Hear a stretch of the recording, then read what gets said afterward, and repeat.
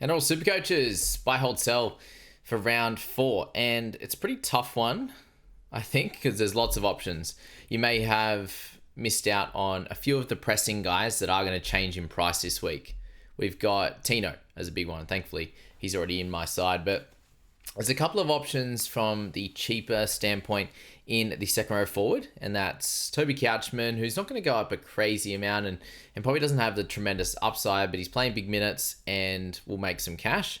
And I personally have Dylan Lucas.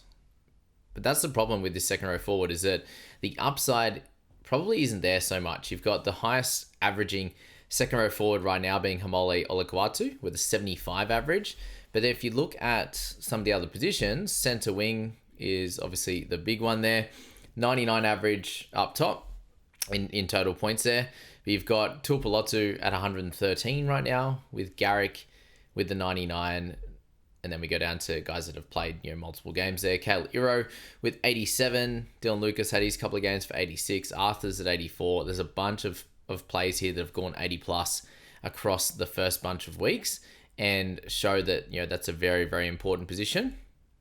And in that position, there's a lot of guys that are cheap, like you can see in my team with Tamale, Arthurs, Rob Toya, Shibasaki, Jackson Purdue, who all aren't sells at all. And that's the problem if you're trying to get to someone like a Tuipulotu.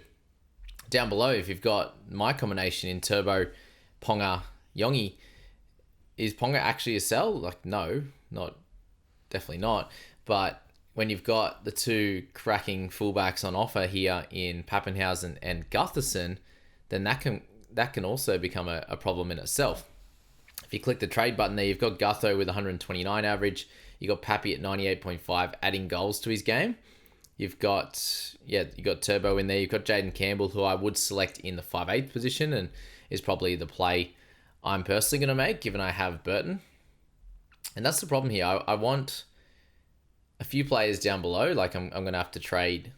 I think I need to sort out my 5'8" and get Campbell in. He's got that 117 in the rolling average now, and we'll change price next week. After this week coming. Burton's out for a little bit longer, so I'll trade him out and probably get Campbell or Munster's the other option at 5'8". But down here, you've got the Tuipulotus in centre wing, I think is the big target down there. And then in fullback, it is the choice between Gutho and Papenhuyzen. Let's do a little bit of analysis on those two. And we know that Papenhuyzen is about a 95 average when he kicks goals and he's playing fullback. So that's awesome. That's incredible. He probably isn't the same player. As much as I love him, he's looked good in the last few weeks. He still has these niggles and still different issues that come up. And he hurt his ankle again last week, which is a spot that he's got a lot of problems right now. And if he can goal kick and do really well with this awesome team, then him at 616k is a bit of a steal. Gutherson has the lower break even. So if you're chasing that this week, then he's a really good buy. So Gutho at 675, is it worth trading Ponga to him? Look, it's definitely not the worst selection by any stretch. Ponga could come back and do really well, and that's a little bit of a worry.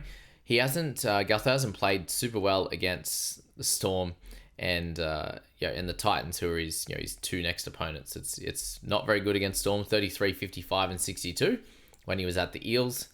2015, he played against the Eels at Manly. There you go. For a 4-pointer, and then the Titans is 93, 61, and 67. So that's the upcoming few games for him. It's Storm into the Eels, and the Eels one's the exciting one. The right hand defensively for Storm isn't super great, and they are leaking a few points at the moment. So that's, you saw that Yongi got his try on the left hand side. He got his, and then Brown got his try assist to Penasini on the left hand side, which is Storm's right hand defense. And then last week as well, there were tries, and last year there were some issues there, and they do miss Meaney this week, and Grant Anderson comes in, who should do a decent job. But if the Dragons are going to score any tries, it's probably down that side.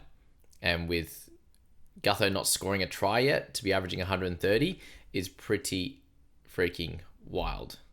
113 and 146 with 3 try assists in each of the games, running the footy plenty, tackle breaking, and yes, he's getting his base stats in there as well, and plenty of line break assists and the odd line break himself. So good stuff there. And the run it's not incredible apart from that Para Clash, which he's going to want to go well against, and Titans at home will be pretty nice as well. He is more expensive than Pap at 616 as well. And as I said, the really, really, really good average when he is goal kicking, and Gutho has a really good average when he's a very, very important cog in the wheel. And you've seen that when Moses is in there at Eels, and you're seeing that 100% now that he's working both sides of the ruck for the Dragons. Now, Papenhuyzen doesn't score really well against the Dragons, surprisingly enough. That includes a 2021 game where he got scored 23. But that would have been the Magic Round game, wouldn't it?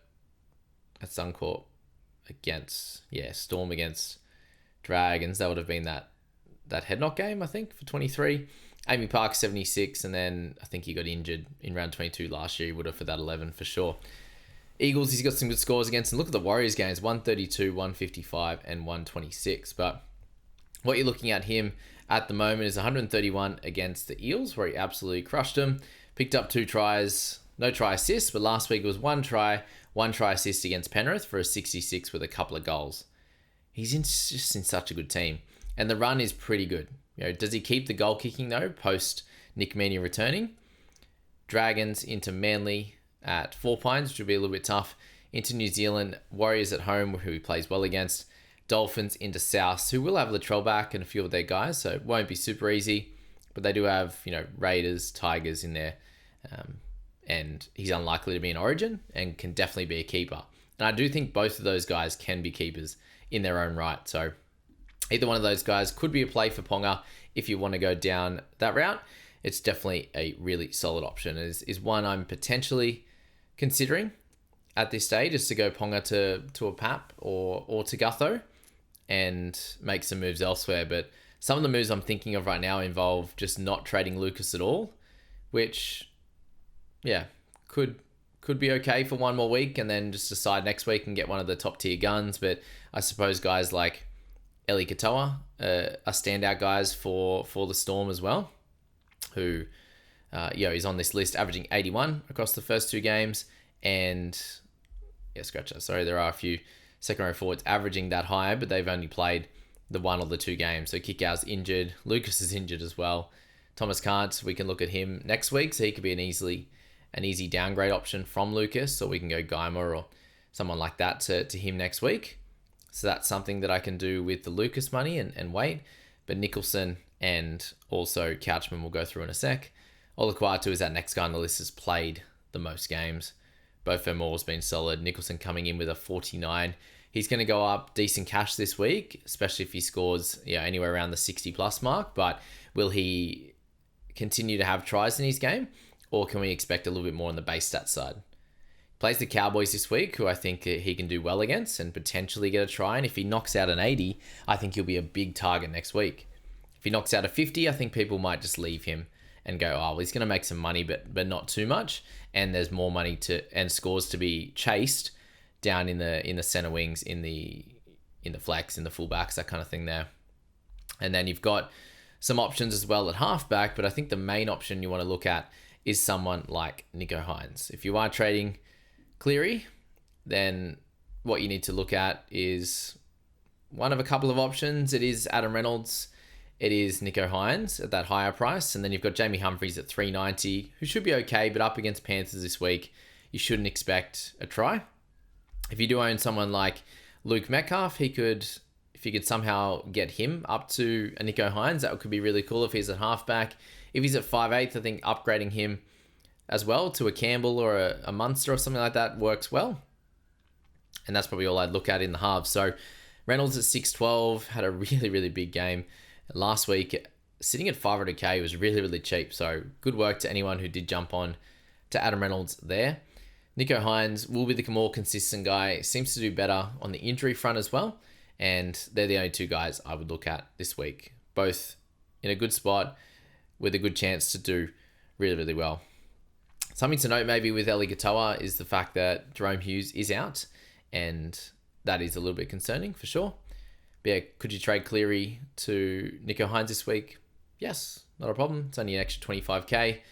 Can you hold Cleary? And he's very, very cheap now already. Yes, the high break even, but very, very cheap, and comes up against Cowboys on the return game. Yes, as well. Payne Haas, a very, very important pick this week. I'd make sure you try to get him in your side, given how well he's doing. The price is only going to continue to go up for a little bit. And if he can continue with this base and power of near 100, then he's must-have territory. For a guy that's very safe, you're not worried about him getting in the 20s, 30s, 40s on a random Friday night that they always seem to play. You just don't expect that from him, and that's where he's very, very safe. Yes, expensive, but if he can have base and power that high, then he's better than anyone in this game. You had Teddy score really well last year, regularly scoring tons. Payne Haas is doing that every week at the moment, with one try since the first game, and then picked up a couple of line breaks and a try on the weekend, but that got him to 140. You take that away, it's still the 100 or close to it in the base and the power. Guys like Nafahu White, you're clearly holding. Terrell May doing great stuff. The hooking slot, if you do own Connor Watson, I understand trying to sell him, but when you look at the hooking arena, you see Starling is the best scorer right now at 73 average. Wade Egan's doing well also. He's gone up 50k and will go up a little bit more. But you got Api Coruscant, who's going to be up and down. We know that. But it does look like Connor Watson, yes, he got that 30 this week at halftime, but he's likely to be the best hooker this year with Harry Grant in first or second. And yes, he hasn't scored very well right now, but he seems to do his best work late. And I'm not sure if you want to take Watson out of your side, knowing that how important he's going to be in that hooking slot. That's going to be the question I think you need to ask. It's easy to sell him now at 587, and you could potentially buy him back later as an upgrade option from a Mamazelis, potentially a Starling if he happens to lose a spot. But at the moment, I think Starling and Mamo, or Starling and Sandon Smith, or whatever combination you've got there, will do well for the interim, and you should be fine there. So if you do want to sell Watson, I don't think there's a big problem with that. With Couchman, I should just get him up there while we haven't spoken about him too much. But the Couch, where's he at? 65 average to start. Really, really big minutes in the first couple of games. 70 into like 61 across those first two. We're looking at season stats. He ended up with 69 and 61. So you will make money on him. It won't be anything crazy. I think you'll end up sort of that mid 500s to a little bit higher. So probably has 100k to make, and you're just banking on consistent scores. So is that something you're wanting, or are you trying to chase a little bit more upside with guys like Tuipulotu and these guys down below? The problem in my team is more selling the cheapie. Is there a problem for me with selling one of these cheapies? Like I was looking at Rob Toya or Tamale right now. Toya's probably the biggest chance of a sell with the slightly higher break even than the other guys, and who he plays over the next few weeks. You've got Rob Toya coming up against Titans, South, fair. Titans, won't be super easy. And then South, they might have Latrell back by that point, and they could be okay. And then it's Broncos, Panthers the next 2 weeks. So he has probably the highest chance of not making a credible amount of money. Whereas Tamale plays against Cowboys, yes, into the Sharks, but back into Para in round 6. So a pretty good little 3-game stretch, and you shouldn't have to play him next week, I don't think, against the Sharks there. And we do expect Raiders to bounce back, especially against the Cowboys, even though it's away from home. And I think he should be a beneficiary of that. So yeah, lots of questions to work out this week and see what works best for your side. Most of the cheapies are doing well, which is good. If you've got Hetherington and these types of guys, then you could easily move them up. But again, do you want to chase the points or the cash in second row forward, or do you want to chase some upside down in the halves, 5/8s, the center wings, and the fullbacks? I think we'll leave the buy, hold, sell there, guys. Keep it short and sweet for you. There's so many different massive Supercoach podcasts out there, so come to me for the short and sharp version. And yeah, so many different ways you can do it. Let me know which way you're thinking, and if you've got any questions, I'll answer your Supercoach questions down below. But thanks so much for being here for this one. I hope you enjoyed it, and we'll catch you in the next one.